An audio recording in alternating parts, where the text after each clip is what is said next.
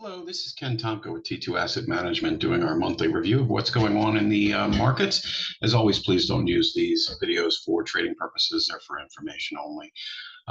We always start here with a weekly chart of the S&P 500. Goes back about the last 6 years here, gives us a good idea of the big picture that's going on with everything. And as you can see here, we had a nice run up out of Thanksgiving last year. Just all the way up, up, up, up, up, and actually just broke it this past week. So that trend is broken.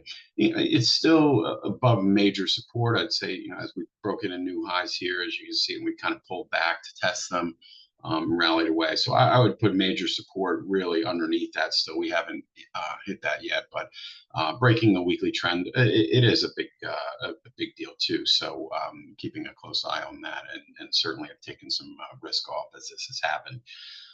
But still not into any kind of bear market issues just yet. If we come here into a little more detail, the daily chart, you can see here that in effect, there's a nice trend line, and we've been running above all the moving averages. And then basically in the last 3 days, we broke quite a bit lower. Watch Japan they were down 12% on Monday, so it was kind of the worst 2 day stretch for them, I think maybe in history. But we come down here to we highlighted some support that we were looking at as it breaks where we think a bounce might happen, and it really did. It hit the 5100 level there, bounced off it, but still has gotten itself into a downtrend. So nice little bounce that's happening today, and that's great. You often see a relief rally as some buyers will come in and buy the dips, and that's great. And we're seeing that, but still not out of the woods. Certainly the new trend is down for the time being.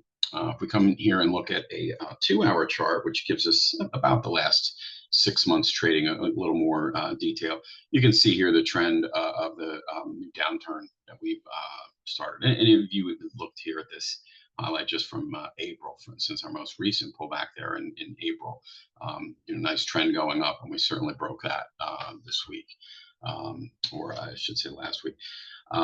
As we come down, it kind of overshot, maybe below its channel. It's kind of coming back into that. Usually that'll happen when you have those severe sell-offs like we did yesterday, big down day. You'll see some of that come back in, or people that do want to get some capital allocated.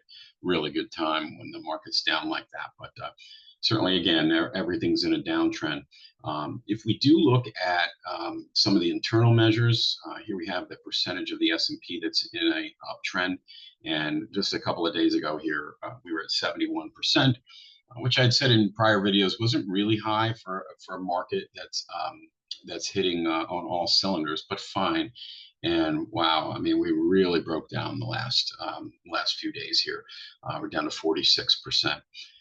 Next one down, advanced decline line. That's actually pretty positive. I mean, it shows there wasn't any severe downward action in the advanced decline line, which is sort of a positive sign. And finally, at the bottom here, we have the VIX, the volatility index. As we started to sell off, it really spiked. We hit almost 43 there, but as you can see today, it's really backing off quite a bit. So this could just be a short event where a little test back. We'd certainly gotten a little bit out of control there, but could get more volatile as we look at different candidates for president could have very different policies and impacts for business. So market's kind of watching those things and deciding what comes next.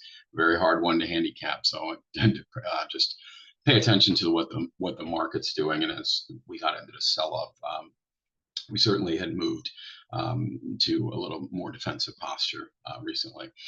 When you look here at the bond market, you can see I've highlighted before, it's just tending the 10-year interest rate, U.S. interest rate, staying around the 4% level. As we started selling off, certainly the bonds are rallying, because if we do get into a sell-off or recession, that the Fed might be forced to cut interest rates. So that's going to send interest rates lower. And we did see that over the last few days.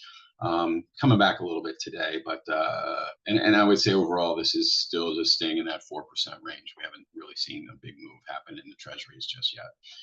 If we come over here to economics, we have here, always look at the non-farm payrolls, and they're certainly coming back to lower numbers. We had been looking maybe last year at 300,000 a month in jobs, and now we're seeing quite a bit less than that. The previous one had been 179. Now we're moving to 114. So there was some concern off of that. And the same with the GDP growth rates are not great, but they're fine. They're still positive. We come here to retail sales. That's not a great sign. It's certainly coming down a bit. We're basically flat now. They're not growing. So that's not a great sign. And there's certainly some who are saying, okay, we're going into a recession, but it's not. Not really here yet and seeing that, okay, yes, absolutely nobody's spending, people are losing jobs. That's not really happening just yet. If we come here to forward earnings for the S&P 500, this is analyst estimates of where the earnings for the S&P 500 will be. And if we go out here to the end, it's the fourth quarter of next year. It's still very positive. So analysts are seeing good earnings for the S&P. At inflection points, when these change, that can change rapidly. But as of right now, I guess the point is that, it's not anything to run screaming from just yet, because we're not really seeing the backing up of that. I had highlighted in previous videos as well. Here's this is just an issue. We are very overvalued in the market. If we look at trailing earnings, fair value basically 20 on the S&P would be 38.27, and we're trading at 52.67. So it's high. Again, earnings could come up a lot, and that could fix that. But I'd say you're looking at a market based on what the earnings are right now that is pretty overvalued. So there you have it. Come back here again to the big picture. This is what we always want to pay attention to. We did see a breakdown over the last 2 weeks, and certainly a good time to maybe wait for the rally, which we're seeing now, and make some adjustments and say, okay, lighten up, because we might be starting a new downtrend. Could be, if you look here, the same pattern that we had back in April. You get just a couple of weeks of a pullback, just a little readjustment. That's what we could be looking at right here. But I'd say, as we look at the trend line, it certainly has changed for now. So caution would be advised.